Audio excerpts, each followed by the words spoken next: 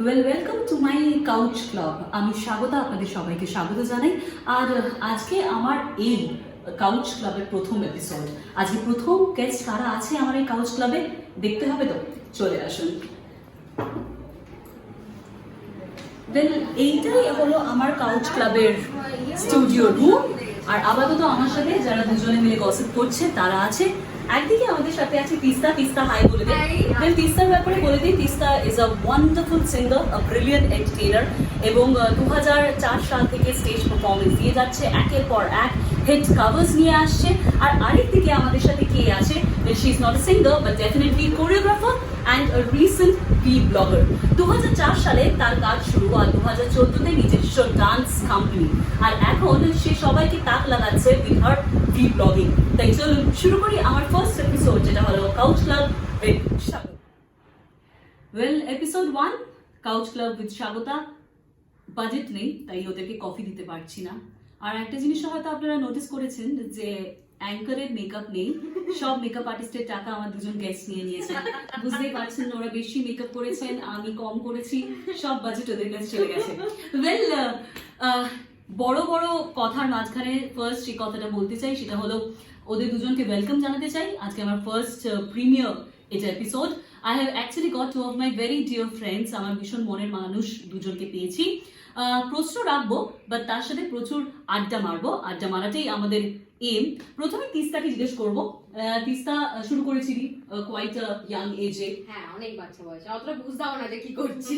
আচ্ছা, বাচ্চা বয়সে শুরু করেছিস, একটা জিনিস জানতেই হবে, বাচ্চা ছিলি বলে কি পেমেন্ট খুব কম পেয়েছিলি? মানে ফার্স্ট পেমেন্ট কত টাকা পেয়েছিস সেটা বল। ফার্স্ট পেমেন্ট আমি পেয়েছি 300 টাকা। বাট আমি তোমাকে তার আগে আগে বলে দিই, এর আগে যে শো গুলো করেছি, ফার্স্ট পেমেন্ট যে শোটায় পেয়েছি, তার আগে যখন শো গুলো করলাম 2-3-4টে যে কটাই করেছি, সেটা পেমেন্ট তো পাইনি, উল্টে মানে মিউজিশিয়ানদের টাকাটাও আমাকে বাবা থেকে নিয়ে দিতে হয়েছে। তুই বলছিস তুই অ্যাকচুয়ালি নিজের পকেট থেকে টাকাটা দিয়েছিস? অ্যাকচুয়ালি দিয়েছি। তারপর যখন ফার্স্ট শো করি তখন আমি 300 টাকা ফার্স্ট পেমেন্ট পেয়েছিলাম। একটা খুব প্রত্যন্ত গ্রামে গিয়ে একটা শো করার আমি চান্স পেয়েছিলাম, তো সেখানে গেছিলাম। ইট ওয়াজ গুড, আমার ফার্স্ট এক্সপিরিয়েন্স টাকা পাওয়া হাতে। তো এনিওয়েজ 300 হোক কি 250 হোক কি 200 হোক, ওটা আমার কাছে এখনো খুব ইম্পর্টেন্ট যতটা আজকের দিনটা। আচ্ছা, যদি বলিস যে কোন সালে 300 টাকাটা পেয়েছিলি? এটা তখন 2006 মোস্ট প্রবাবলি 2006। 2006। ওয়েল, এবার একটু বনানি, মানে বনি বলে আমরা ভালোবেসে ডাকি, তাই একটু বনিকে জিজ্ঞেস করি প্রথম কবে শুরু করলি? শুরু তো অনেক ছোটবেলা দিয়ে, মানে শিখছি, প্লাস স্টেজও প্রপার মানে প্রফেশনালদের সাথে ছোট বাচ্চা হিসেবে অনেক বড় বড় শোজ করেছি। না, এখনো তুই ছোট বাচ্চাই আছিস, তার মধ্যে কোনো প্রবলেম নেই। কিন্তু মানে প্রফেশনালি যদি বলে প্রথম পেমেন্ট কবে পেয়েছি, এটা 2004-এ একটা দুর্গাপুজোর সময় কোন একটা শো ছিল, তো তখন করেছিলাম 2004-এ। আর পেমেন্ট কত পেয়েছিলি? 250 টাকা। আচ্ছা, আপনাদের বলে রাখি, আমার প্রথম show, if I am not wrong, it was around 2007। আমার কলেজ থেকে আমাকে একটা বিটিএল অ্যাক্টিভিটির জন্য গলা শুনে নেওয়া হয়েছিল, এবং if I am not wrong closely আমি ওরকম 300 রুপিজই পেয়েছিলাম, তাই মোটামুটি বলতে পারি এক পারে ছিলাম। আচ্ছা, আপাতত বলে দিই আমার থেকে অনেক বেশি পেমেন্ট ওরা নেয়, তাই আমরা এক পারে নেই এখন আর। আচ্ছা, জেনে নি তোর প্রথম টাকা, মানে এই যে পাওয়া টাকাটা প্রথমবার কিভাবে খরচা করলি? বিকজ 2007, 2008 বা 2006-এ 300 টাকা 250 টাকার বিশাল ভ্যালু। তো কি করলি বল অতগুলো টাকা নিয়ে? ফার্স্ট ইনকাম দিয়ে যেটা একটা মানে চিরাচরিত একটা কনসেপ্ট চলে আসে, ফার্স্ট ইনকাম আমরা সবসময় ইদার মা বাবাকে দিই বা যাই হোক, এনিওয়েজ কিছু করে থাকি, মায়ের জন্য কিছু কিনি, বাবার জন্য কিছু কিনি। আমি সেরকম কিছু করিনি। আমি আমার ফার্স্ট ইনকাম দিয়ে, যেদিন আমি শো করেছিলাম তারপরের দিন ভাইফোঁটা ছিল, তো আমাদের বাড়িতে খুব বড় করে ভাইফোঁটা সেলিব্রেট করা হতো। আমি দাদুদের জন্য গিফট কিনেছিলাম আমি 300 টাকা দিয়ে, যেটা আমার মনে আছে। এই ফার্স্ট টাইম নিজে টাকা দিয়ে গিফট কিনেছি। মানে বোঝাই যাচ্ছে মানে তিস্তা এখনো বিয়ের পরেও সংস্কারী, ও বিয়ের আগেও ততটাই সংস্কারী ছিল। প্রথম টাকা দিয়ে অভিযানের জন্য কিছু না কিনে, আই রিপিট, অভিযানের জন্য কিছু না কিনে ও ভাইদের দাদাদের জন্য গিফট কিনেছিল। মানে তখন অভিযান ছিল না মোর। আচ্ছা, বলি জিজ্ঞেস করি তুই কি করেছিলি বল? আমি খেতে ভালোবাসি, দুর্গাপুজোর সময় টাকা পেয়েছিলাম, আমি খেয়েছিলাম। এইটা আমার মনের কথা, মানে ব্লগার হিসাবে ও ফুড নিয়ে কথা বলছে, প্রথম মাইনা পেয়ে 250 টাকা দিয়ে খাবার খেয়েছে। তো মনে হচ্ছে তুই কি খেয়েছিলি তখন? চাউমিন খাবে হবে অত মনে নেই, বাট খেয়েছিলাম। দুর্গাপুজোর বন্ধুদের সাথে বেরিয়েছিলাম, খেয়েছিলাম। মানে দুর্গাপুজোতে বন্ধুদের গ্রুপেও তখন দি রিচেস্ট, আর তখন সেই সময় 250 টাকা নিয়ে যদি বন্ধু বেরোয় দুর্গাপুজোর সময়, ভাবা যাচ্ছে না সেই বন্ধুকে আমরা কতটা importance. Welcome back to my couch club with Swagata. বিরতির এপারে আমরা আবার ফিরে এসেছি, আর আপাতত আবার in conversation with Teesta and Banani আমরা ফিরে যাই আমাদের নেক্সট সেট অফ কনভারসেশনে। তো তোদেরকে যেটা জিজ্ঞেস করবো দুজনকে, ইনফ্যাক্ট আমরা অনেকদিন ধরে ইভেন্ট ইন্ডাস্ট্রিতে আছি, অনেকদিন ধরে কাজ করছি, ইভেন্ট ম্যানেজার্সদের এক্সপিরিয়েন্সটা যদি একটু বলিস, মানে প্রথম যখন আমরা স্টার্টিং আমাদের ক্যারিয়ার শুরু করি, আজ আমরা ফ্লাইটে ট্রাভেল করি, আজ আমরা লাক্সারিয়াস প্রপার্টিসে থাকি, ইনফ্যাক্ট আমরা ইনসিস্ট করি আমাদের ক্লায়েন্টসদের যে যেটা ভ্যালু হবে সেখানে যেন আমাদের স্টে দেওয়া হয়, because it's much more healthier, আর আমাদের জন্য একটু ফ্রেন্ডলি অ্যাটমসফিয়ার। প্রথম আমরা যখন কাজ করতাম তখন এক্সপিরিয়েন্স গুলো কিন্তু মারাত্মক হতো, মানে নন এসি ট্রেন, হ্যাঁ বাসে করেও মাঝে মাঝে ভেন্যুতে গেছি, হ্যাঁ মাঝে মাঝে মানে it's lot of chaos, but আমরা এনজয় করতাম, তাই তো? যদি একটু তুই বলিস, মানে প্রথমে বলি কি জিজ্ঞেস করবো, ইউ স্টার্টেড অ্যাট অ্যারাউন্ড 2004, তুই প্রথমে অ্যাজ এ পারফর্মার কাজ করতি, মানে as a dancer, as a backup dancer, বা কি করতি, কিরকম ছিল তোর এক্সপিরিয়েন্স যদি বলিস? অ্যাকচুয়ালি ফার্স্টে তো আমি মানে রেগুলার অত শোজ করতাম না, আমি আফটার কমপ্লিটিং মাই গ্র্যাজুয়েশন আমি প্রপারলি পুরো ইয়েতে করি, তো সেটা ধরো 2008 নাগাদ 8-9 নাগাদ। তো তখন নন এসিতে ট্রাভেল করতাম, এমনও হয়েছে যে রাত্রেবেলা গয়া থেকে ফিরছি মানে ওই নর্মাল যেটা হয়, মানে প্রপার স্লিপারও না, বসে বসে ঠান্ডায় কাঁপতে কাঁপতে, সবসময় আমার ব্যাগে একটা ছোট্ট কম্বল থাকতো, বাচ্চাদের একটু কম্বল, তো ওখানে তো আর মানে নন এসিতে তো ঠান্ডায় হাওয়া, তো ওই সব জড়িয়ে বসে কাঁপতে কাঁপতে প্রচুর এক্সপিরিয়েন্স আছে। আচ্ছা, বাড়ি থেকে খাবার নিয়ে যেতি না? তখন আমাদের একটা জিনিস ছিল, আমার ব্যাগে একটা ছিল সারাক্ষণ একটা ওই ছোট্ট ছোট্ট মিনি সমোসা থাকতো না, ওটা আমার ব্যাগে সবসময় থাকতো, মানে মিনি সমোসা, লাইফটাই কোথাও একটু ঘুরে ফিরে সেই ফুডে। এখন আমি ক্যারি করি যেখানেই যাই, মানে বাইরে যদি ঘুরতেও যাই এমনিও একটা কফির প্যাকেট থাকবে আমার সাথে, সুগার ফ্রি থাকবে। তুই বলছিস এখন ফার্স্ট খোলা যায়, তুই এই তিনটা খেতে পারি, আমার কফি বাজেট নেই, মেবি আমরা ওর থেকে কফিটা খেতেই পারি, তাই তো? তুই বল তিস্তা, তোর ফার্স্ট এক্সপিরিয়েন্স কিরকম ছিল প্রথম দিকের জার্নিগুলো? এক্সপিরিয়েন্স বলতে হ্যাঁ অফকোর্স এখন যে ট্রিটমেন্টটা পাই সেটা তো তখন পেতাম না ডেফিনেটলি, কিন্তু সেই টাইমে প্রত্যেকটা মোমেন্ট না খুব এনজয় করেছি, যেটা এখনো মিস করি। যেমন আমার একটা এক্সপিরিয়েন্স হচ্ছে, আমি যখন ফার্স্ট একজন ইভেন্ট ম্যানেজারের শো করতে যাচ্ছি বাইরে, সেখানে গিয়ে আমি যখন অফকোর্স আমি ট্রেনে ট্রাভেল করেছিলাম, তো ট্রেন থেকে নামার পর আমার কাছে আমাকে বললো যে তোমার জন্য গাড়ি দাঁড়িয়ে আছে, মে ফেয়ারে তোমায় নিয়ে যাবে, তো তোমার হোটেল রুম মে ফেয়ারে বুকড আছে। তো I was like oh my God, first time আমি মে ফেয়ারে গিয়ে থাকছি শো করতে, নিজের কাজে এসে, ভেরি নাইস, আমি ভালো এক্সাইটেড ছিলাম। আলটিমেটলি যখন আমি মেফেয়ারে পৌঁছলাম তখন আমি দেখলাম ইটস আ দোতলা নরমাল লজ, ছোট যেটা নাম মেফেয়ার লজ। সেখানে গিয়ে আমি শুয়েছি বেডে, যাই হোক এনিওয়েজ আমার ওটাই তখন বরাদ্দ, ভেরি নাইস, আমি শুয়েছি ফ্রেশ ট্রেশ হয়ে। তো খানিকক্ষণ বাদে আমি দেখছি আমার রুমে একটা আরশোলা ঘুরে বেড়াচ্ছে। আরশোলাটা দেখে তো আমি খুব রেগে গেলাম, ইভেন্ট ম্যানেজারকে ফোন করে আমি বললাম যে কি করেছো, ওই করেছো, আমাকে আরশোলাওয়ালা রুমে শোয়াচ্ছো তোমরা। তো ওরাও একটুখানি ডেফিনেটলি ওদেরও খারাপ লেগেছে, ওরা আমাকে বললো যে তিস্তা দেখছি রুমটা যদি চেঞ্জ করে দেওয়া যায়।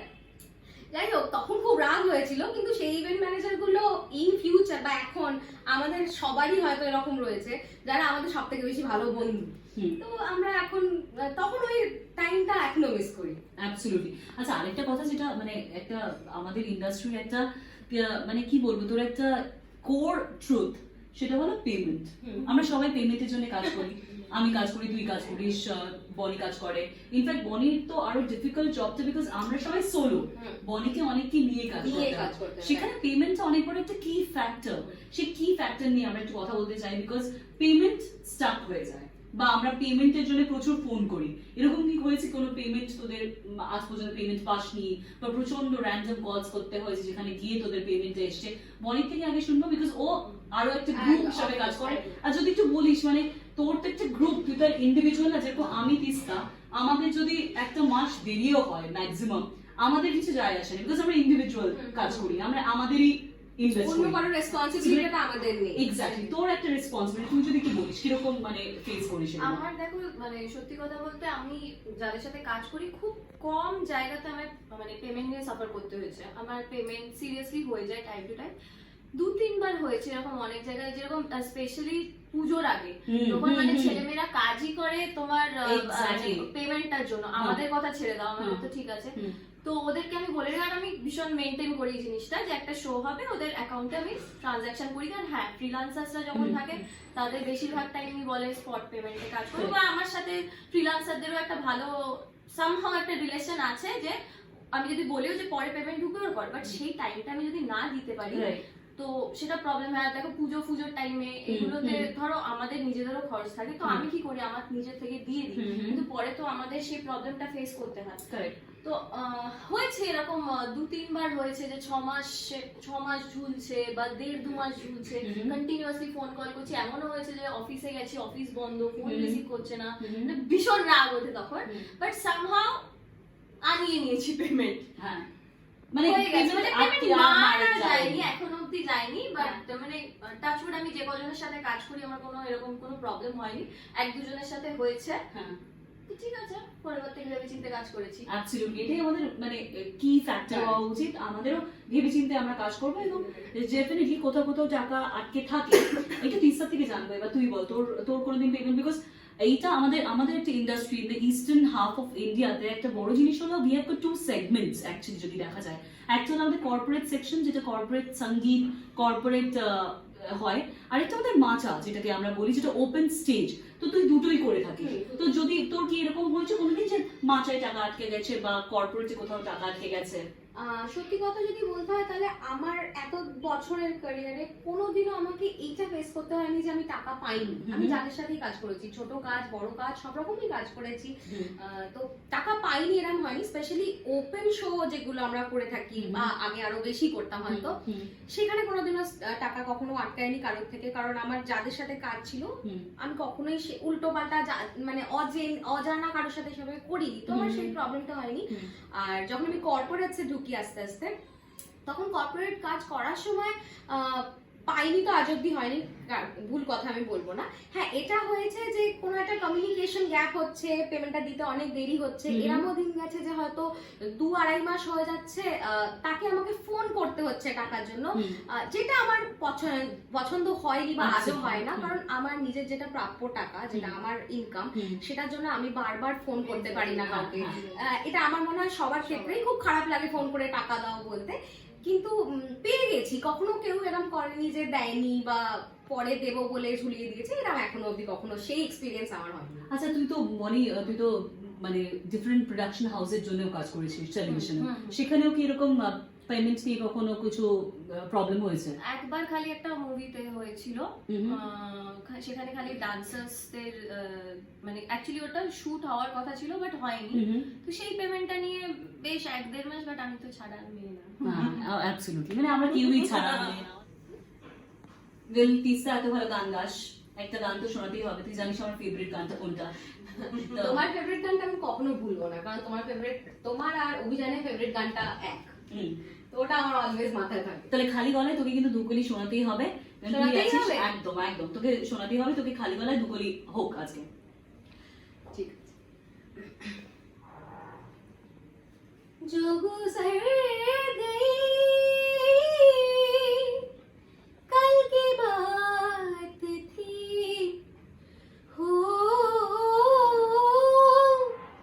उम्र तो नहीं, एक रात थी, रात का सिरागर फिर मिले कहीं, मेरी आज़ी पहचान है,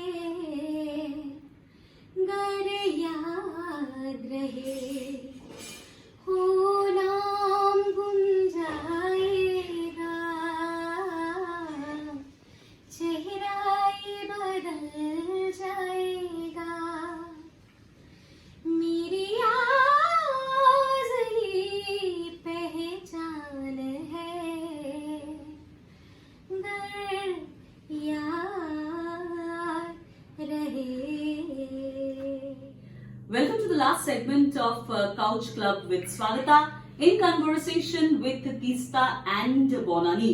আপাতত আমার এই লাস্ট সেগমেন্ট যেটা হবে একটু র্যাপিড, যেটা হবে একটু ফায়ারে, আর তার সাথে এই হ্যাম্পারটা জিতে নেওয়ার একটা সুযোগ রয়েছে, যেটা তিস্তা নিজের হাতে করে রেডি। তিস্তা তুই অল সেট? মোটামুটি। আচ্ছা, র্যাপিড হতে হবে, ভীষণ তাড়াতাড়ি বলতে হবে, আর চাইলে তুই বডির হেল্প নিতে পারিস, ঠিক আছে? No fire. No fire. আচ্ছা, শুরু করবো বলিউড দিয়ে নিয়ে হট অ্যাজ অ্যান অ্যাক্টর কাকে লাগে, রণবীর কাপুর না রণবীর সিং? রণবীর কাপুর। ওকে, টলিউড ইন্ডাস্ট্রির একজন যার অ্যাক্টিং স্কিলস তোর খুব ভালো লাগে। অপরাজিতা আত্র। ওয়েল, ডান্সার্সদের মধ্যে যদি রেট করতে চাই সিঙ্গেল পারফর্মার, সোনিয়া শীল কে তুই বেশি প্রেফার করবি না সোনিয়া তপাদার? অফকোর্স সোনিয়া তাপাদার, বাট সোনিয়া শীল হচ্ছে ও ভীষণ প্রিটি, ভীষণ কাছের আমার, তো মানে তুই মোটামুটি বলতে চাচ্ছিস she will rank both of হ্যাঁ দেম। দুজনেই আমার কাছে খুব প্রিয়। ভীষণ ডিপ্লোম্যাটিক অ্যান্সার।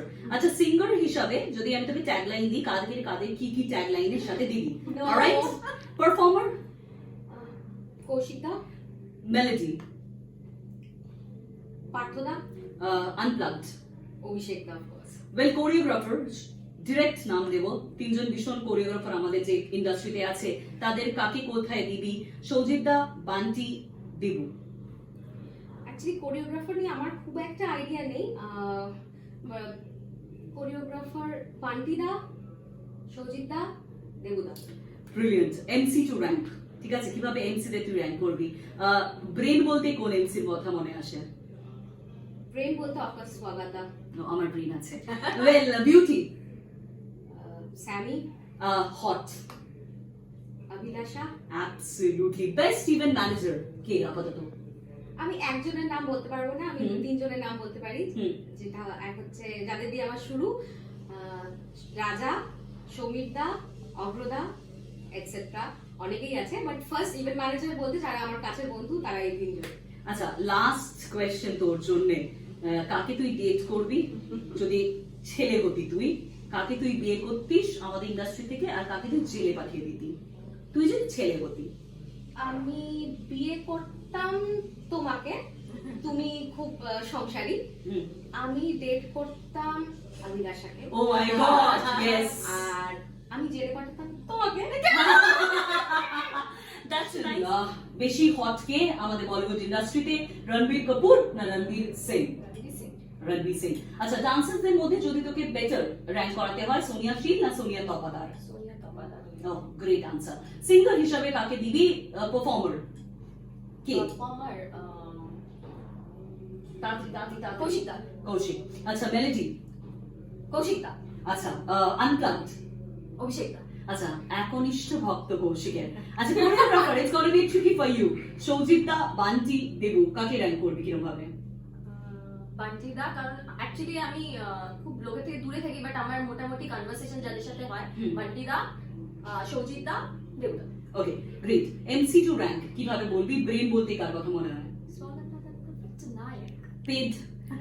আচ্ছা, বিউটি? সম্রাজ্ঞী। আচ্ছা, সেম আনসার হচ্ছে hot? Arpita. Arpita. Okay, best event manager till date? Tamojit Singh. Absolutely. টমকে যদি এখানে না নেওয়া হতো, ওর কিন্তু হাত কাপড়ের অভাব হয়ে যেত। Tom is the right answer. আচ্ছা, তুই যদি ছেলে হতি তাহলে ডেট কাকে করতি সোনিয়া ইন্ডাস্ট্রিতে? তপাদার। Absolutely. Not doubt. আচ্ছা, বিয়ে কাকে করতি? বিয়ে তাড়াতাড়ি, দিদি ঘরো আমি। ঘরোয়া মে তিস্তা। Very good. আর জেলে কাকে পাঠাতি? জেলে কাকে পাঠাতাম? হুম। জেলে পাঠাতাম কাউকে। কাউকে না, না। মানে ও বিশ্বাস করে না যে প্রিজন ব্রেক হয়ে যেতে পারে, তার জন্য জেলে কাউকে পাঠায় না। নীলিদিন মুকেশকে পাঠাতো জেলে। ওয়েল, অন দ্যাট নোট আমাদের র্যাপিড ফায়ার রাউন্ড শেষ। দুজনেই বেশ র্যাপিড ছিল না, বাট একটু ফায়ারি ছিল, তাই এই হ্যাম্পারটা মোটামুটি আমার কাছে রাখা হচ্ছে। Well, on that note, thank you so much for watching my couch club. আর আমার সাথে এই কনভারসেশনে ছিল তিস্তা আর বনানী। আপাতত আজকের মতন আপনাদের সবাইকে বলি গুড বাই। যেতে যেতে ডেফিনেটলি জানতে চাইবো, বনি, এই 2020 ইয়ারে ইভেন্ট ইন্ডাস্ট্রির জন্য কি বলতে চাস? সবাই ভালো থাকুন, পেশেন্স রাখুন, সুস্থ থাকুন। আমরা সুস্থ থাকলে ফিউচারে প্রচুর ভালো ভালো কাজ করবো। অ্যান্ড ফাইনালি তিস্তা, কি বলবি? অহেতুক কেউ প্যানিক করবেন না, সুস্থ থাকুন, কনসিয়াস থাকুন, যতটা সাবধানে থাকা যায়। কাজ আস্তে আস্তে শুরু হচ্ছে, ভালো টাইম শুরু হচ্ছে। অফকোর্স এই বছরটা আমরা নিশ্চয়ই আবার ভালো দিকে ফিরে আসবো আস্তে আস্তে। ওয়েল, যেতে যেতে আমার কাছ থেকে একটাই মেসেজ আপনারা সবাই পাবেন, যে জীবনে পজিটিভ হন, কোভিড পজিটিভ হবেন না। বাড়িতে থাকুন, সুস্থ থাকুন, সবাইকে ভালোবাসুন, আত্মনির্ভর হন, আমার মতন এরকম টক শো বানান। দেখা হচ্ছে নেক্সট এপিসোডে। টিল দেন সুস্থ থাকুন, ভালো থাকুন।